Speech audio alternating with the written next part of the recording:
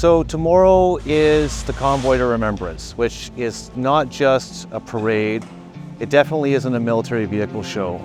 It is a massive undertaking to take 40 vehicles to the Cenotaph for Remembrance Day.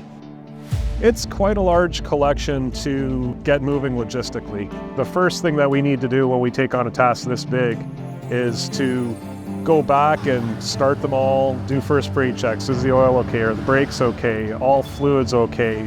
Are the batteries good? We've had to replace batteries in a number of vehicles just because sitting for so long they don't have the opportunity to charge them. So we take the batteries out, charge them, get them all running so that mechanically they're sound to go. And then starts the washing.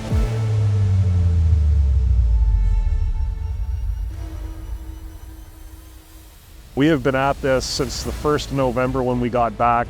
It's now the 10th of November and we've been going for pretty much 10 days straight. When you see the volunteers around here, they don't just have an interest in the mechanics of these military vehicles. For each of them, these military vehicles represent those who served on them. They tell a story, an important story in our history about service and sacrifice through 200 years of our military history. They're living history, they're living artifacts. So it might just be a very large steel machine, but within that machine is the stories of those who served in it.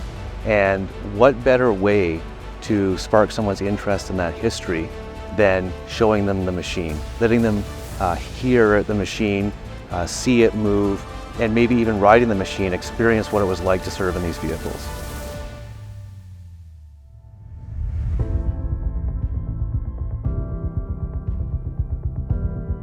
They're going to see something that they're not usually ready to experience.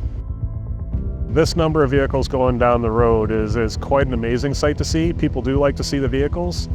I really hope that seeing this much green equipment out actually gets them to think more of what our armed forces have went through, and even the other armed forces of our allied nations and stuff, and try and think back and not only look at it as a spectacle of the parade, but as a point to remember what our soldiers have went through.